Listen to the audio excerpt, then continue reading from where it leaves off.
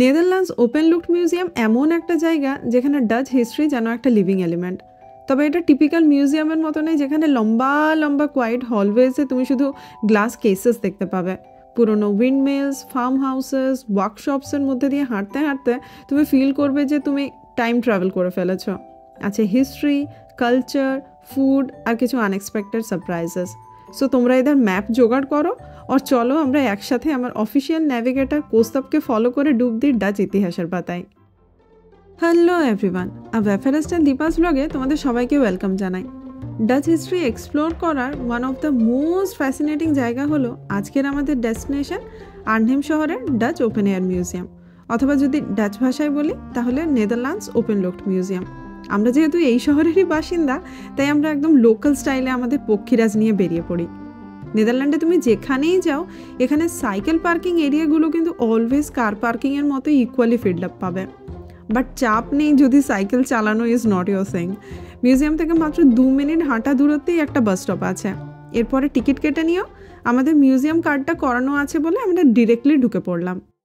ঢুকে না ঢুকেই আছে মিউজিয়াম শপটা, বাট আই ফিল আগে তো পুরো মিউজিয়ামটা ঘুরে দেখে নিই, শপটা পরে দেখলেও চলবে। নেদারল্যান্ডসের বিভিন্ন রিজিয়ন থেকে 80টারও বেশি হিস্টোরিক বিল্ডিং এখানে রিলোকেট অ্যান্ড রিকনস্ট্রাক্ট করা আছে। সো বুঝতেই পারছো মিউজিয়ামের সাইজ কতটা বড়। ইউড ফিল লাইক তুমি কোনো ছোটোখাটো ডাচ গ্রামে চলে এসেছ। আমাদের 3 দিন লেগে গেছিলো পুরো মিউজিয়ামটা কভার করতে, অ্যান্ড আজকে আমি তোমাদের সাথে তারই কিছু মেজর হাইলাইটস শেয়ার করব। কিছু বছর আগে এটা ছিল ডাচ ফ্যামিলিদের একটা হলিডে হোম। সিম্পল কিন্তু দারুণ ওয়েল ডিজাইন। 2-3 উইক একটা ফ্যামিলি থাকার জন্য যা যা দরকার সব আছে। ইভেন বাড়ির সামনে একটা শু ক্লিনারও, যাতে একটু হেঁটে আসার পর জুতোর চারিদিকটা খুব ভালোভাবে ক্লিন করে নেওয়া যায়। And this house also has a rocking chair. ছুটিতে আরামসে বসে চা খাও, পেপার পড়ো, গল্পের বই পড়ো, আড্ডা মারো, রোদ পোয়াও, ইম্যাজিন করতেই মজা লেগে যাচ্ছে।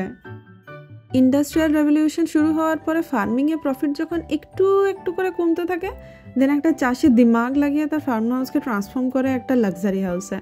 বাট কিছু বছর পরে যখন রেল লাইন বেছানো শুরু হয়, দেন তার বাড়িটা ভাঙতে হয়। পরে বাড়ির যে টুকরো টাকরা জিনিস বেঁচেছিল সেগুলো সব এখানে এনে রিঅ্যাসেম্বল করে পুরো যে লাক্সারি হাউসটা ছিল সেটা যেমনকার তেমন বানিয়ে ফেলা হয়, ইভেন ব্যাকইয়ার্ডটা অবধি। এই ব্রিজটা নেদারল্যান্ডের এক পিকচারেস্ক গ্রাম খিথোর্ন, যাকে ভেনিস অফ দ্য নেদারল্যান্ডসও বলে, ঠিক সেখানের মতো। খিথোর্ন একটা কার ফ্রি ভিলেজ। ওখানে ট্রান্সপোর্টেশন হয় শুধু কানালস দিয়ে, তাই ব্রিজগুলো একটু উঁচু করে বানানো হয় যাতে বোটস দিয়ে সব জিনিসপাতি আরামসে নিচ দিয়ে পাস করে যেতে পারে। আমার একটা ভ্লগ আছে খিথোর্ন নিয়ে, কেউ যদি ইন্টারেস্টেড হও লিঙ্ক রইল টপ রাইট কর্নারে অ্যান্ড ডেসক্রিপশন বক্সে। মিউজিয়ামে 17th and 18th সেঞ্চুরির অনেক different kinds of farm houses দেখতে পাবে। লাইক এটাতে দেখতে পাবে কিভাবে মানুষ অ্যান্ড অ্যানিমালসরা একই সাথে একই বাড়িতে থাকতো। আমার গ্রামের বাড়িতেও আমি গোয়াল ঘর দেখেছি, but it was always separate. So এই ব্যাপারটা আমার কাছে পুরো নতুন ছিল। তোমাদের মধ্যে কয়েকজনের দেশের বাড়ি অন্তত গ্রামে আই গেস, বা না থাকলেও কখনো না কখনো যদি গ্রামে গিয়ে থাকো জানিও তো কমেন্টসে কি ফান্ডাটা আমার দেশের বাড়ির মতো নাকি এখানে যেরকম দেখছো তেমন। আর একটা জায়গায় দেখতে পাবে কিভাবে শিপের উল দিয়ে স্পিনিং মিল ইউজ করে থ্রেড বানানো হতো। মিউজিয়ামের কয়েকজন ভলেন্টিয়ার বাচ্চাদের পুরো প্রসেসটা এক্সপ্লেন করছিল। অন্য একটা ফার্ম হাউসে দেখতে পাবে কিভাবে ঘোড়াকে ইউজ করে সিড থেকে অয়েল এক্সট্র্যাক্ট করা হতো। আজকে হুইলসগুলো ইলেকট্রিক পাওয়ারে মুভ করছে, কিন্তু তখন পুরোটাই ছিল হর্স পাওয়ার, লিটারালি। পুরোনো দিনের এই টাইপ লাইফস্টাইলটা নিয়ে লরা এঙ্গেলস ওয়াইল্ডার্সের লেখা একটা খুব ভালো চিলড্রেন্স বুক সিরিজ আছে, নাম little house on the prairie. যদিও আমেরিকান ব্যাকড্রপে লেখা, বাট সবার ভালো লাগার মতো। এখন তো গ্রাম ট্রাম আর তেমন যাওয়া হয়ে ওঠে না, আর আমার জেনারেশনের লোকরা এখন এক এক করে প্যারেন্টহুডেও ঢুকছে, তাই সাজেস্ট করলাম গ্রামের ওই আর্দি ভাইবটা যদি পড়ে অ্যাটলিস্ট ফিল করতে পারা যায়। নাও আসি প্রিপেয়ারিং সেন্টার। এখানে এখনও ক্রাফটসম্যানরা ডেমনস্ট্রেশন দিতে আসে। আমরা লাকি গেজের লাইভে এটা দেখতে পেয়ে গেছি। কত রকমের যে টুলস আছে তার নেই শেষ। কিছু তো এত ইউনিক আগে কখনো দেখিনি, যেন একদম অন্য এরার একটা ওয়ার্কশপে চলে এসেছি। 17th সেঞ্চুরির এই বেকারি এখনও উডফায়ার ওভেনে ব্রেড বেক করে, যা হেভি গন্ধ ছাড়ছে না, সেটার টানেই তুমি এখানে চলে আসবে। ফ্রেশ ব্রেডের সাথে বেকড আইটেমস অ্যান্ড আরও ডিফারেন্ট সব জিনিস কিনতে পারবে। আর হ্যাঁ, এগুলো সবই কিন্তু এখানে বানানো। বাইরেটাই একটা ব্রেড ডেলিভারি ভ্যানও আছে, দেখলেই মনে পড়ে যায় সেই ছোটোবেলায় কলকাতায় রাস্তায় সকালবেলা ওই পাউরুটিওয়ালার ঘন্টির শব্দ। যারা মিষ্টি প্রেমী তারা প্রায় 100 বছর পুরনো আইসক্রিম পার্লারটাতে ঢুকে পড়তে পারো। আমরাও রেজিস্ট করতে না পেরে একটা কোণ নিয়ে নিলাম। এত ঘোরাঘুরির পরে একটু চিল করার জন্য একটা আইসক্রিম তো বানতা হ্যায়, রাইট? এই বাড়িটা ডাচ হিস্ট্রির একটা ডার্কার সাইডের গল্প বলে। ইন্দোনেশিয়া থেকে এখানে লোকজন নিয়ে আসা হয়েছিল ডাচ আর্মিতে সার্ভ করার জন্য, বাট পরে ওদেরকে আর দেশে ফিরতে দেওয়া হয়নি। এই ছোট্ট রুমটাতে একসাথে 8 থেকে 16 জন লোককে একসাথে ঠুসে রাখা হতো। দেওয়ালে ওদের ছবি আছে। এই জায়গাগুলো ছিল ওদের রান্না করার আর খাবার স্টোর করার। ওদের অ্যাডমিনিস্ট্রেটরের ফ্যামিলিও কিন্তু একই সাথে বাড়িতে থাকতো অন্য সাইডটাতে। ওদের bedroom, living room, study room সবই ছিল হাইফাই। সময়ের সাথে সাথে ওরা এত ফ্রাস্ট্রেটেড হয়ে গেছিল যে একসময় ওরা ট্রেন হাইজ্যাক অবধি করেছিল। This is an iconic hand ড্রন Dutch bridge. যখন শিপ বগেরা আসতো, লোকজন দড়ি পুলিতে ঘুরিয়ে ঘুরিয়ে ব্রিজটা মাঝখান থেকে তুলে দিত, যাতে নৌকো টাইপ যাই আসুক সেটা জলের ওপর দিয়ে আরামসে পাস করে যেতে পারে। ভীষণ ক্লেভার ডিজাইন, আর আজও এটা কিন্তু পারফেক্টলি ফাংশনাল। লন্ড্রি হাউসটাও আমার খুব ইন্টারেস্টিং লেগেছিল। পুরো ওয়াশিংয়ের প্রসেসটা অ্যান্ড কী জিনিস কেমনভাবে ইউজ করতে হতো এভরিথিং এক্সপ্লেন করা আছে। ওয়াশবোর্ডে ঘষে কাপড় ক্লিন করা থেকে ড্রাই করা অবধি। আগে এভরিডে টাস্কগুলো করতে কি পরিশ্রমই না করতে হতো, বাপ রে বাপ। এখন বস বাটন টিপলেই কাজ ডান। তবে আয়রানি কি বলতো, হেলদি থাকার জন্য সেই পরিশ্রমটা আমাদের দৌড়ে হেঁটে বা জিম করে কিন্তু সেই করতেই হয়। ডাচদের সাথে ডেয়ারির রিলেশনশিপ বহু পুরনো, আর এই ডেয়ারি ফ্যাক্টরি সেটা খুব ভালোভাবে শোকেস করে। গোয়ালাদের থেকে দুধ আসা থেকে শুরু করে চিজ বানানো অবধি। আগে স্টিম ইঞ্জিন দিয়ে মেশিনগুলো চালানো হতো। আমরা তো স্টিম ইঞ্জিনটাও লাকিলি ইন অ্যাকশন দেখতে পেয়ে গেছিলাম। চিজ লাভারদের জন্য এটা পুরো ড্রিম প্লেস। মিউজিয়ামটা এক্সপ্লোর করার one of the best ways হলো এখানে যে হিস্টোরিক ট্রামটা আছে ওতে চেপে পড়া। মিউজিয়ামের প্রত্যেকটা সেকশনে একটা করে ট্রাম হল্ট আছে, সো তোমার যেটা দেখার আছে সেখানে নেমে পড়ো, তাহলে টোটাল হাঁটার অ্যামাউন্টটা অনেকটা কমে যায়।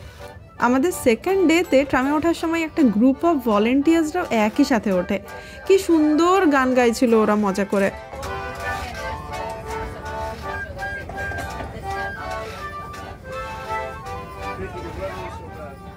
আর একটা জিনিস ছাড়া ডাচ হিস্ট্রি একেবারে ইনকমপ্লিট, সেটা হলো উইন্ড মিলস। 250 বছরেরও বেশি পুরনো এই ফ্লাওয়ার মিলস এখনও অপারেশনাল। মিউজিয়ামের এখানে আরও কিছু উইন্ড মিলস দেখতে পাবে। তাছাড়াও কিছু ড্রেনেজ মিলসও আছে এখানে। নেদারল্যান্ডস তো লো ল্যান্ড, তাই ড্রেনেজ মিলস দিয়ে জল পাম্প আউট করে ফার্মিংয়ের জন্য নতুন ল্যান্ড ক্রিয়েট করা হতো। নেদারল্যান্ডের ল্যান্ডস্কেপ শেপ করেছে এই মিলসগুলো, ভাবা যায়। By the way, I just want to let you know কি এই মিউজিয়ামটা ঘোরার সময় আমি একটু ডিফারেন্ট স্টাইলে, একটু ইন্টারঅ্যাক্টিভ ওয়েতে ভ্লগ শ্যুট করা ট্রাই করেছিলাম। আমি ভাবছি সেগুলো পরে কখনো চ্যানেলে আপলোড করব। তবে ভিডিওসগুলো সেই ক্ষেত্রে একটু লং ফরম্যাটের হবে I guess. I hope some of you will find them interesting. Being a plant lover, গাছ ফুলপাতা বেসিক্যালি সবুজ দেখলেই সেটা যেন আমাকে টানে। প্ল্যান্ট লাভারদের জন্য মিউজিয়ামটা বেশ ভালো। মেডিসিনাল প্লান্ট সেকশন আছে, কয়েক জায়গায় ভেজিটেবল গার্ডেন্স আছে, অনেক বাড়ির ব্যাকইয়ার্ডে এত সুন্দর ছোট ছোট ফুল ফুটে আছে, আর সাথে এদিক ওদিক মস্ত বড় বড় গাছ তো আছেই। তবে এদের ফ্রুট গার্ডেন সেকশনটা ছিল অসাধারণ। আমরা জুলাইতে গেছিলাম, গাছে অ্যাপেলস পেয়ার্স পুরো ভরে ভরে। আর এই যে আর্চিং এরিয়াটা, এটা পুরোটাই কিন্তু পেয়ার্স গাছ দিয়ে করা। পাতার ফাঁক দিয়ে দিয়ে আলো ছায়ার খেলাটা দারুণ লাগছিল। একই সাথে পিসফুল আর নেচারের বিউটিতে সোক করার পুরো পারফেক্ট স্পট। আমাদের লাস্ট ভিজিটে আমরা ইনভাইটেড ছিলাম ইন্দোনেশিয়ার ইন্ডিপেন্ডেন্স ডে সেলিব্রেশনে। ডাচদের সাথে ইন্দোনেশিয়ার কলোনিয়াল হিস্ট্রি প্রায় 300 বছরের, আর এই ইভেন্টটা ছিল সেই শেয়ার্ড পাস্টকে অনার করার একটা সুন্দর উপায়। না বললেই নয়, আমি এখানে আমার লাইফের বেস্ট নাসি গোরেং খেয়েছিলাম। Spicy, flavourful, just perfect. And nasi goreng হলো বেসিক্যালি ইন্দোনেশিয়ান ফ্রাইড রাইস। ওখানে মিউজিক, ফুড আর একটা খুব সুন্দর কমিউনিটি ভাইব ছিল। It was really really nice.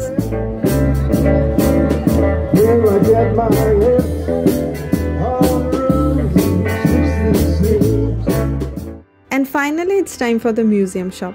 মিউজিয়ামেরই তৈরি হওয়া ডিফারেন্ট জিনিস থেকে শুরু করে ইউনিক সুভেনিয়ার্স সব কিছু পাবে। ডাচ ওপেন এয়ার মিউজিয়াম শুধু একটা মিউজিয়াম না, এটা একটা সর্ট অফ এক্সপিরিয়েন্স বলতে পারো ডাচ কালচার নিয়ে। 8 থেকে 80 সবার এনজয় করার মতো কিছু না কিছু আছে। তুমি হিস্ট্রি বাফ হও, কি কালচার এনথুজিয়াস্ট হও, কি প্লান্ট লাভার হও, আর মেবি জাস্ট তুমি একটা ফান ডে আউট চাইছো, সব কিছুর জন্য তোমার এখানে এসে ভালো লাগবে। আজ তাহলে এখানেই থাক। আমার কন্টেন্টগুলো ভালো লাগলে ফেসবুক বা ইউটিউব যেখানেই দেখছো লাইক বা সাবস্ক্রাইব করতে ভুলো না। আমি চেষ্টা করি আমার চ্যানেলে আমাদের সিম্পল বাট এক্সাইটিং ট্রাভেল এক্সপিরিয়েন্সেসগুলো তোমাদের সাথে শেয়ার করতে। ব্লগ কেমন লাগছে জানিও, ভালো লাগলে ফ্রেন্ডস অ্যান্ড ফ্যামিলির সাথে শেয়ার করতে পারো, আমার একটু হেল্প হয়ে যাবে। সবাই খুব ভালো থেকো আর মজাই থেকো। আজকের মতো টাটা, তো জিন্স।